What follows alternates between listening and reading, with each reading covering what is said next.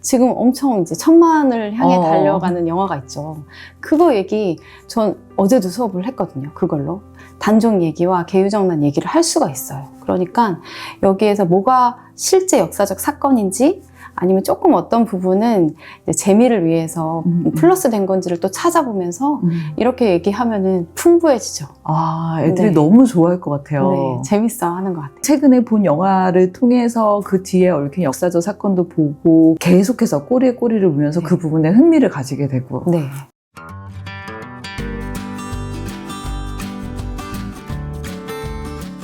안녕하세요. 안녕하세요. 네.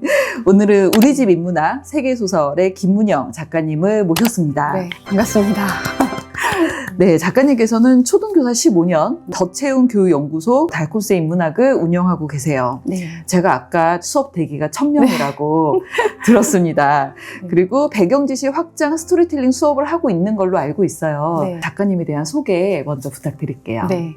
저는 이제 소개해 주신 대로 달콤쌤으로 활동을 하고 있고요. 학교에서 아이들을 가르치고 15년 근무 후에 지금은 이제 더체험 연구소를 이름은 좀 거창하게 연구소지만 거기서 아이들하고 독서랑 교과 과정에 대한 수업, 그 다음에 역사 뭐 이런 식으로 인문학 관련된 다양한 수업을 진행하고 있어요. 그렇게 수업한 지 좀 6년 차에 벌써 이르렀고요. 줌으로 아이들 만나니까 정말 전국에 있는 친구들, 그 다음에 해외에 있는 친구들까지 해서 계속 책 이야기 하고 있습니다.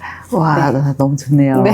15년 동안 교단 경험을 하시고 지금 연구소를 차리시고 독서, 교과과정, 역사 그리고 현재 에듀 스토리텔러라고 예, 불리기까지 네. 하고 계신데 이 방식 아니면 안 되겠다라는 생각이 드는 그런 확신이 생기게 된 어떤 계기가 있으실까요? 하나의 계기가 아니라 계속 아이들과 소통을 할 때마다 이제 느낀 건데요. 제가 제일 좋아하는 이제 문구가 아는 만큼 보인다. 네, 이거는 우리가 너무나 다양한 방면에서 경험할 수 있는 거잖아요. 그림을 보더라도 내가 알고 있는 만큼 보이고, 영화도 감상하는 폭이 이제 달라지는 것처럼 책도 너무나 당연하다라고 생각을 했어요. 그래서 아이들이 특히 이제 배경 지식이 많이 들어가는 이런 책을 읽었을 때는 읽었는데 모르겠어요. 한글인데 어려워요. 이런 얘기 많이 하거든요. 그게 이제 그 시대의 이야기가 많이 들어가 있는 책일수록 그렇기 때문에 그 책을 제대로 알려면 시대를 알아야 되겠다. 그렇게 생각을 했고, 아이들에게도 배경 지식을 굉장히 강조하고 있는 게 우리가 학교에서 사실 다 배우거든요. 이게 학교에서의 커리큘럼 교육과정은 그 아이들의 발달 단계에 맞춰서 얘가 딱 졸업했을 때 네가 요 정도는 알고 가야 돼 라는 과목별의 어떤 지식을 아이들 발달 단계에 맞춰서 나눠 놓은 건데 그거를 제대로 알지 못할 때가 많이 있어요. 그리고 우리는 그걸 시험으로서만 너무 느끼니까 이게 어떻게 보면 사람 살아가는데 되게 필요한 건데 시험으로만 느끼니까 이게 어렵게 느껴져서 그런 거를 접목해서 책 독서와 공부가 따로 가지 않게 두 개를 좀 같이 가면 좋겠다라는 생각을 계속 해왔거든요. 그래서 첫 수업도 그런 식으로 열게 됐고, 감사하게도 이제 학부모님들이나 아이들도 이제 그걸 같이 느껴가는 것 같아요. 그래서 꾸준히 듣는 친구들도 많고, 주변에 이제 소개하는 친구들도 많아서 그렇게 계속 이어지게 된 것 같아요. 그냥 책 속에 있는 이야기는 책 속에 있는 이야기일 뿐이야 네. 라고 생각하기 쉬운데 네. 선생님은 책 속에 있는 이야기가 단순히 그냥 만들어진 어떤 허구의 이야기가 아니라 거기에는 그 시대의 사람들의 삶이 녹아 그렇죠. 있다. 맞아요. 그 환경과 배경이 있다. 네. 그것을 또 알려주는 그 역할을 하시는 거네요. 네. 그렇기 때문에 에듀 스토리텔러인 네. 거네요. 그 에듀 스토리텔러라는 것은 사실 아이들이 지어줬어요. 이제 역사에 관련된 이런 얘기를 좀 하다 보면은 우리 때는 되게 외웠잖아요. 이게 공부를 제가 해보니까 그냥 정말 사람 사는 이야기인 거예요. 그때 이런 상황이어서 이렇게 선택할 수밖에 없었고 그런 선택이 또 어떤 결과를 불러오고 이게 막 이어지는 이야기인데 너무 어렵게 우리가 지식적인 단편적인 지식으로만 그걸 얻는 게 좀 안타까워서 아이들한테 옛날 이야기야. 니네가 그때 살았다고 생각해봐. 하면서 이제 얘기를 시작했는데 그렇게 하니까 재밌고 이해가 더 잘 가죠. 외우더라도 이게 시대를 알면은 이해가 잘 가니까 그래서 아이들이 그런 별명을 지어줬어요. 우리 집 인문학의 세계소설편을 네. 쓰셨어요. 어른들도 쉽게 읽기가 쉽지 않거든요. 맞아요. 네, 그리고 저거 교양용으로 그냥 읽어야 하는 그런 책 아닌가? 라고 생각하기가 되게 쉽죠. 그리고 특히나 요즘에는 AI가 다 요약을 해주잖아요. 그렇죠.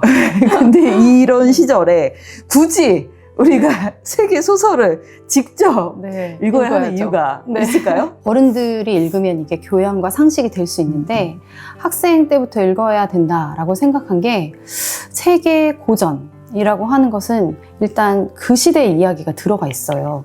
그럼 이거는 당연히 이제 세계사랑도 연결이 되는 부분인데 또 다르게 시대를 관통해서 그 시대에만 해당하지 않는, 그러니까 지금에도 해당되는 이야기들이 녹아있는 책이라고 생각하거든요. 아이들이 그걸 읽었을 때 삶의 지혜가 될 수도 있고 어떤 선택의 순간에서 내가 가져가야 되는 가치관에 이르기까지 많은 영향을 줄 수 있는 책이라고 사실 생각을 해요.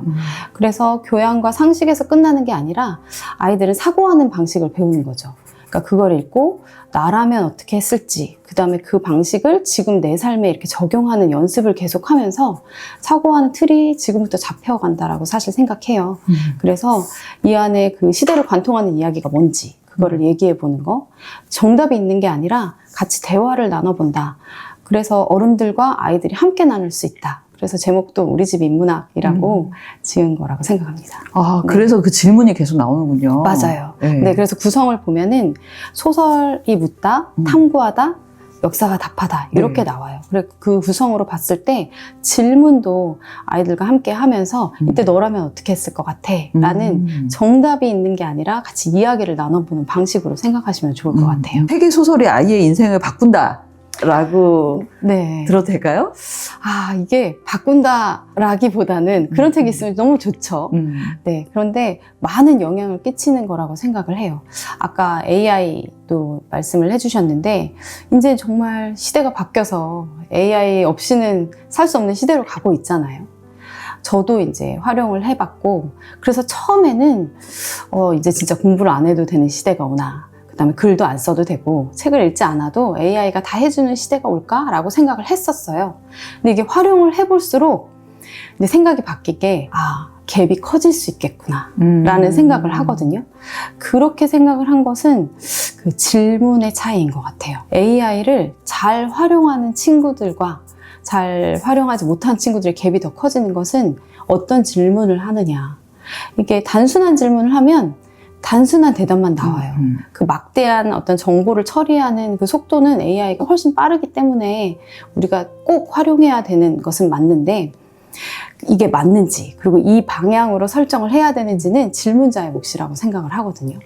그러면 그 질문을 하는 힘은 독서와 이런 배경 지식에서 나오는데, 그런 측면으로는 이 책이 도움이 된다라고 생각을 합니다. 네, AI는 누구나 다 갖고 있지만 그것을 어떻게 써먹는지는 맞아요. 사실은 네. 그 써먹는 사람이 어떤 통찰력으로서 어떤 질문을 할 수 있는가에 네. 달려있고, 너무나 다르죠. 네, 그 힘은 사실은 이런 인문학이나 세계 소설이나 그렇죠. 고전이나 이것들을 통해서 그 통찰력을 좀 갈고 닦을 수 있다라는 겁니다. 네, 너무 요약을 잘해주시네요. 저는 이 책이 되게 잘 만들어져 있다, 되게 잘 설계가 됐다, 질문을 하고 거기에 대해서 좀 탐구를 하고 그 다음에 역사가 답을 하고 이렇게 3단계로 네. 되어 있고, 작품이 어떤 하나의 점이죠. 그리고 이 점에서 연결이 되면서 이 점이 만들어지게 된 배경, 그때 시대는 어땠고 네. 환경은 어땠고 저자는 어땠고가 네. 나오고, 그 다음에 이것이 연결이 되면서 면으로서 다 확장이 되면서 되게 풍부하게 네. 느껴진다라는 생각이 좀 들었어요. 아이가 어떤 그 세계 소설을 우리가 읽기 너무 어려워하는 아이들이 많이 있잖아요. 네. 그럴 때 이 책으로 어떻게 시작을 하면 좋을지에 네, 대해서 네. 한번 여쭤보고 싶어요. 이 소설 부분이 일단 나와요. 줄거리 요약처럼 이렇게 나오고 인물에 대한 관계도도 나오고 하는 게 이것만 읽어라 라는 취지로 만들진 않았어요. 그래서 이게 실제 세계 소설로 가는 진입로가 됐으면 좋겠다.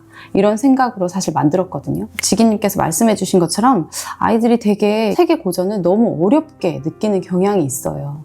그런데 이게 실제 사람들이 살아갈 때랑 연결을 해서 이 책이 그런 선으로 어떻게 생활과 연결했는지를 좀 연결을 해주고 뽑아주면 아이들이 좀 흥미를 갖지 않을까. 그런 생각으로 해서 너무 어려워하는 것을 억지로 읽히는 것은 안 좋고요. 이 책이 앞부분을 읽어보면서 내가 좀 관심이 생긴다. 그러면 여기에서 왜 얘는 이렇게 했을까? 이런 것으로 호기심을 갖게 하는 그렇게 활용을 해주시면 너무 좋을 것 같아요. 그렇게 배경을 또 알다 보면은 이게 세계사 내용이니까 그쵸, 그쵸. 학교 공부에도 좀 도움이 되겠죠. 그러게요. 네. 이 책이 지금 6권으로 나왔어요. 네. 네, 이 책이 한 권이 아니라 자, 시, 한국 소설, 세계 소설, 철학, 명화, 영화까지 한 권으로 끝나지 않고 그 시리즈로 기획해야 했던, 확장해야 네. 했던 그런 이유가 있으실지 궁금해요. 이게 인문학이라는 과목이 어떤 특정한 과목이 아니거든요. 정말 삶의 이야기를 하는 건데 이 방식은 매체에 따라서 너무 다르다라고 생각을 해요. 이게 시가 될 수도 있는 거고 소설이 될 수도 있는 거고 그건 반대로 아이들이 인문학으로 들어가는 입구가 다양한 입구가 될 수 있는 거죠. 영화로서 시작했는데 그러니까 영화를 보다 보니까 관심이 생겨서 여기 나온 시도 한번 읽어보게 되고 책으로 가게 되고 그렇게 연결고리가 생기면 정말 탄탄하게 가게 되거든요. 그래서 어느 하나를 꼭 읽어야 된다가 아니라 내가 어떤 걸 선택하든지 그걸로 시작해서 다른 것과의 연결고리를 가질 수 있게끔 하면 좋겠다라는 생각으로 6권의 시리즈가 필요하다라고 생각을 했습니다. 네. 그러면 아이들이 사실 좋아하는 분야로 시작하면 되겠네요. 그렇죠. 네. 그거를 항상 얘기를 해요. 아까 고전 그 책을 선택하는 것도 그렇고 이게 고전뿐만이 아니라 이제 다른 책도 마찬가지로 아이들이 자기가 좋아하는 분야에 가장 먼저 손이 가게 돼 있거든요. 그런 책으로 먼저 시작을 하고 그다음에 내가 특정 분야를 좋아하지 않아. 그러면 많이 들어본 얘기. 그러니까 이 책이 너무 어렵게 느껴지지 않고 내가 평소에 듣던 이야기를 책으로도 읽을 수 있어. 그런 트리거가 될 수 있는 이런 재미있는 책 아니면 많이 익숙한 책 이런 것으로 좀 시작을 해봤으면 좋겠어요. 영화나 명화나 이런 것 구성해서 재밌다라는 생각이 좀 들었어요. 네. 네. 이게 저도 세계 소설, 그다음 세계사를 설명할 때 아이들하고 수업을 할 때도 영화 얘기도 하고 그림 얘기도 하고 다 얘기를 하거든요. 뭐 하나 예로 좀 세계 소설은 아니지만 지금 엄청 이제 1000만을 향해 달려가는 영화가 있죠. 그거 얘기 전 어제도 수업을 했거든요. 그걸로 단종 얘기와 개유정난 얘기를 할 수가 있어요. 그러니까 여기에서 뭐가 실제 역사적 사건인지 아니면 조금 어떤 부분은 이제 재미를 위해서 플러스 된 건지를 또 찾아보면서 이렇게 얘기하면은 풍부해지죠. 애들이 네. 너무 좋아할 것 같아요. 네, 재밌어 하는 것 같아요. 네. 최근에 본 영화를 통해서 그 뒤에 얽힌 역사적 사건도 보고 그러면서 또 계속해서 꼬리에 꼬리를 물면서 네. 그 부분에 흥미를 가지게 되고 네. 책의 이제 내용으로 좀 들어가 보도록 할게요. 앞에 명상록이 나와요. 네. 명상은 저도 되게 좋아하는 책이거든요. 네. 사람들은 왜 2000년 전 전쟁터에서 쓴 글을 지금도 멘탈 관리 책처럼 맞아요. 읽을까? 자기계발서로도 네. 많이 읽히잖아요. 이게 저도 많이 고민을 하다가 이 책을 선택했어요. 이 책은 마르쿠스 아우렐리우스가 전쟁터에서 쓴 어떤 자기 일기잖아요. 우리 오현제 중에 한 명이었던 그 거대한 로마 제국을 다 가지고 있었던 권력의 쟁점에 있었던 이런 황제가 쓴 개인적인 일기를 왜 지금 우리가 읽을까 이 생각을 저도 해봤어요. 그런데 이 일기가 그런 권력자로서의 일기가 아니라 정말 그냥 일반 사람으로서의 일기이기 때문에 지금도 읽히는 게 아닌가라고 생각을 해요. 아이들과 같이 공유를 할 수 있는 포인트로는 황제인데 아침에 일어나기 싫어. 어떻게 하지? 네, 이런 질문, 이런 고민. 나 오늘 또 화를 내고 말았어. 나 이걸 어떻게 해야 되지? 이건 정말 지금 사는 우리와 너무 공통된 고민이거든요. 그리고 지금 시대가 역사적으로 너무 많은 것을 갖고 있는데 가장 불안이 많은 시대라고 해요. 그럼 이런 시대일 때 그런 전쟁터라는 최악의 상황에서 고민을 갖고 있던 사람, 이게 우리한테 어떤 시사점을 줄까? 어떤 이야기를 해줄까? 라는 얘기를 좀 하고 싶었어요. 황제는 거기서 내가 통제할 수 없는 부분은 과감히 포기를 하고 내가 통제할 수 있는 부분에 집중하자. 이게 쉽게 한마디로 스토아 철학을 이야기하는 이야기인데요. 이게 그 명상록의 기본 줄거리라고 저는 보거든요. 요새 너네가 하는 고민, 이게 고민이 네가 통제할 수 있는 것인지 통제할 수 없는 것인지를 일단 따져보고 네가 통제할 수 있는 것에 집중하자. 네, 이 얘기를 좀 해주려고. 그런 교육을 하세요? 우리 아이들에게도 꾸준히 얘기는 해주지만, 네. 네, 그래도 고민은 계속 되는 것 같아요. 아. 그래서 이 책을 통해서는 그 얘기를 해주고 있어요. 그래서 네. 저런 황제도 똑같은 고민했다. 근데 그러면 이 사람은 어떤 방식으로 그것을 좀 해결하려고 했느냐. 이렇게 했다. 그게 지금 스토아 철학이라는 어려운 말이지만 너네 중고등학교 때 배워. 근데 이렇게 얘기하고 있어? 그건 우리한테 철학이란 것도 뜬구름 잡는 소리가 아니라 내가 내 멘탈 관리를 어떻게 하느냐 이것도 하나의 철학이 될 수 있다.